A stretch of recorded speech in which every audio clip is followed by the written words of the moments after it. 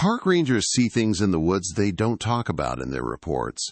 Disappearances, impossible structures, voices on empty channels, incidents that live only in their memories and in whispers around the ranger station. These accounts come from Yosemite, the Smokies, and Glacier National Park, each one written down by rangers who swore they'd never forget what happened. These are 3 disturbing true park ranger stories. Story 1. The Vanishing Camper, Yosemite National Park, 1999. This story comes from a ranger who worked Yosemite National Park back in the summer of 1999. It was written up officially as a disappearance, but what he described that night still makes the rounds among park staff whenever the conversation turns to the strange and unexplainable. He said he was halfway through his evening patrol when the radio crackled to life, shattering the quiet of the truck. A father's voice spilled through the static, words tumbling too fast to catch at first, but the fear in his tone was unmistakable. Their teenage son had gone down the trail to fetch water and hadn't come back.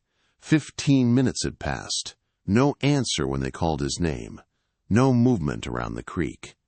Just absence. The ranger spun the wheel and drove hard across the service road, headlights slashing through the pines. He said the whole way in, the forest looked different. Too still, too heavy, as if the night itself was waiting for something. When he reached the site, the family was huddled near the fire pit. The flames were low, struggling against the cold. The father tried to sound calm, pointing with a stiff hand toward the creek trail, but his voice cracked. The mother clutched a lantern, swinging it back and forth at the edge of the trees, the light trembling almost as much as her hands. A younger sibling stood behind them, eyes wide, whispering the missing boy's name under their breath as if repeating it would bring him back. The ranger nodded once and started down the path with his flashlight, calling out in a steady tone, "This is Ranger Service. If you can hear me, call back." The forest gave him nothing. No hum of insects, no rustle of leaves, not even the muted calls of owls that usually echoed across the valley. Just silence, pressing and unnatural, like the whole world had drawn in a breath and refused to let it go. About a quarter-mile in, his beam struck something pale on the ground, a plastic water jug half full standing perfectly upright in the center of the trail. No scuff marks leading to it, no drag lines, no footprints showing which way the boy had come or gone. It looked as if someone had set it there with deliberate care, and then vanished into thin air. Backup arrived within the hour, bringing 2 handlers and their search dogs. The animals sniffed the jug, tails wagging, eager at first to track. But as they neared the bend in the trail, their entire demeanor shifted. One dog bristled and lunged at the undergrowth, barking furiously at the empty trees, jaws snapping at the dark. The other froze mid-step, whined, and dug its paws into the dirt, straining against the leash to pull backward. When urged forward, it collapsed onto its belly, ears flattened, tail tucked so tight it nearly disappeared. Its body shook as though it had been beaten. The handlers exchanged uneasy glances, their usual confidence gone. Later, both admitted they'd never seen their dogs refuse a search like that. Not once, not in all their years. The rangers pressed on anyway, setting up floodlights and sweeping the area around the creek until dawn. They combed the woods, checked ravines, scanned the shoreline. No clothes, no tracks, no sign of struggle, not even a misplaced branch or a shoe print. It was as though the boy had stepped into the dark and been erased. The official report was clinical. 1 missing camper, no foul play suspected, no evidence of an animal attack, no cause, no conclusion, just a disappearance. But the details that didn't make it into the file are the ones rangers still whisper to each other. The silence of the trail, the water jug standing alone in the dirt, and the dogs that refused to go past the bend. And the ranger who filed the report wrote one final line that still chills everyone who reads it. "We never found him, but I still think about the bend every night I'm on shift. Story 2. The Staircase in the Smokies, Great Smoky Mountains, 2012. This account comes from a ranger working the backcountry of the Great Smoky Mountains in 2012. It's one of those stories that never showed up in official reports, but it has made its way around ranger stations ever since, repeated in low tones with a quiet warning, "Don't touch what doesn't belong."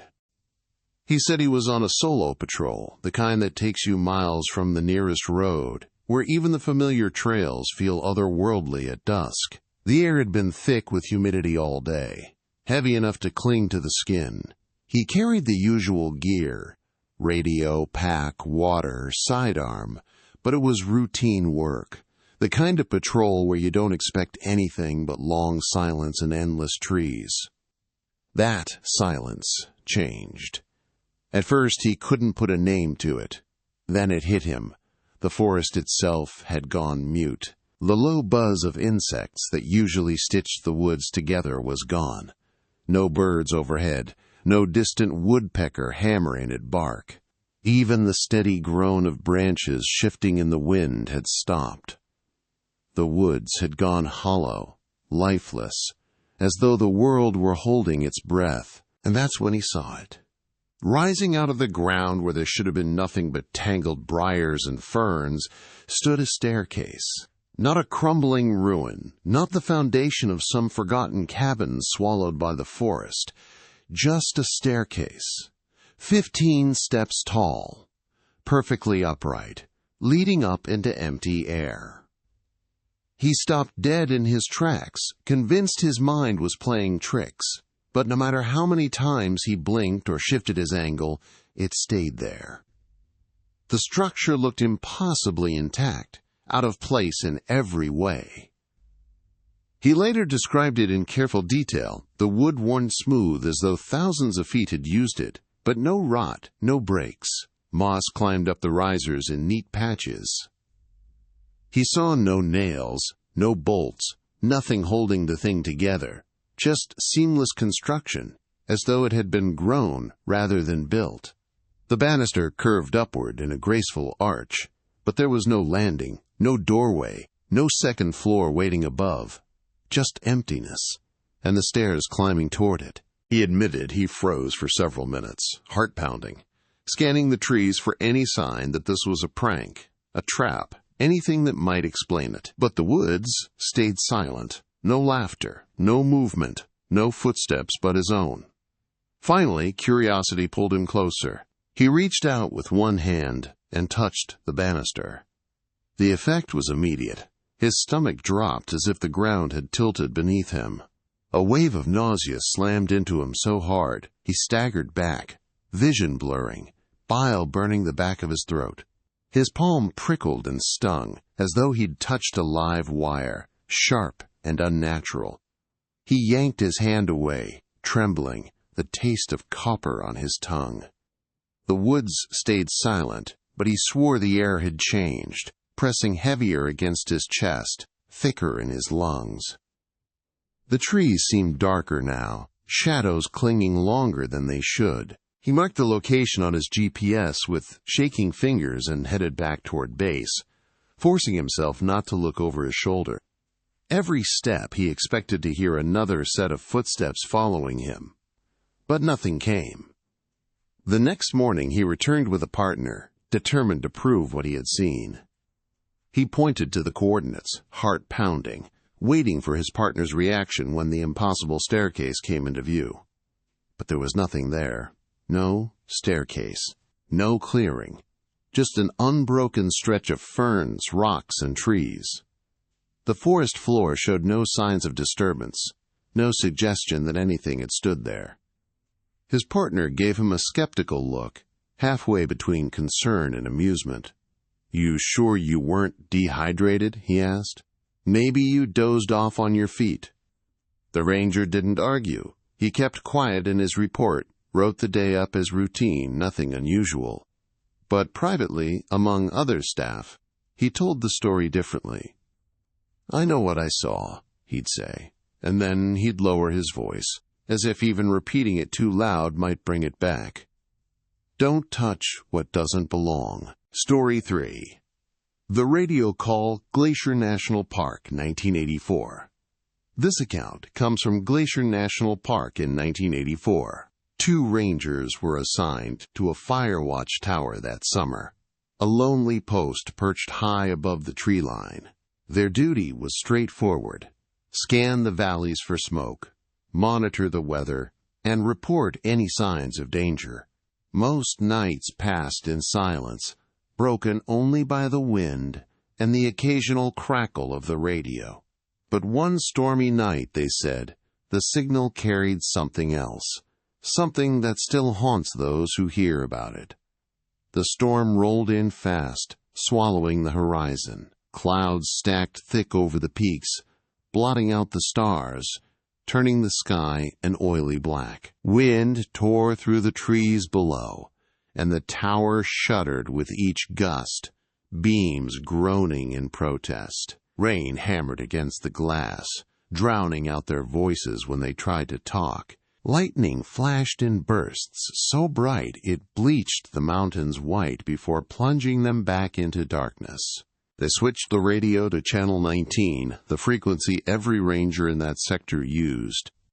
It was routine during bad weather. Dispatch sometimes sent warnings about lightning strikes, flash floods, or trees down across the trails. At first, all they heard was static, sharp bursts that rose and fell with the storm. Then, beneath the hiss, a voice broke through. "I'm still here. Can anyone see me?" The rangers froze. The words were faint, stretched thin, as if carried from a great distance. One of them instinctively reached for the mic, ready to respond, but the other clamped a hand over his wrist. Something in the tone wasn't right. It didn't sound like a ranger checking in. It didn't sound like anyone they knew. They wrote down the time in their logbook and pulled out the triangulation equipment, trying to track the source of the signal. The needle jerked and bounced, but never locked on. The signal seemed to come from everywhere and nowhere all at once, looping back into itself. The voice came again, stronger this time. "Please, I'm still here. Don't leave me." The words cracked with desperation, shifting in pitch as though the speaker was close to breaking down. The storm outside built into a howl, thunder rattling the tower's frame, and still the voice pressed through the static. The rangers called dispatch, relaying what they were hearing. The reply came calm and clinical. No patrols were scheduled in their sector. No rangers had checked out radios in that range. No one was missing. The line went quiet. For a few long minutes, there was nothing but the drum of rain on the glass and the pop of static. Then the voice returned, only this time it screamed. "I said I'm still here." It roared through the frequency like a physical force, blasting out of the speaker with such violence the radio rattled against the desk. The sound filled the tower, shaking in their bones, louder than the thunder itself. Sparks leapt from the equipment. The lights flickered, dimmed, then surged back to life. And then, just as suddenly as it had come, the voice cut out. The only sound left was the storm, rain slashing sideways across the windows. One of the rangers swore later that the voice hadn't come from the valley below, or from another outpost, or even from within the park. He said it felt like it was calling from inside the frequency itself, as if something had found a way to bleed through the static, something that shouldn't have been able to speak at all. They logged the incident that night. It was noted, filed, and forgotten in the official records. No follow-up investigation, no attempt to trace the signal, just a sentence or two buried in the margins of an old logbook. Among rangers, though, Channel 19 gained a new reputation. They began calling it the Ghost Channel. Some refused to tune to it, no matter the weather. Others claimed if you stayed long enough in a tower during a storm, you'd hear it too. The thin voice begging to be seen, the scream that made the equipment spark. and the ranger who told the story ended it with one line. Channel 19 is still avoided. You'll hear it too if you stay long enough. These stories never made it into the official files, but they've become part of ranger lore. Warnings traded between shifts, lessons told in low voices.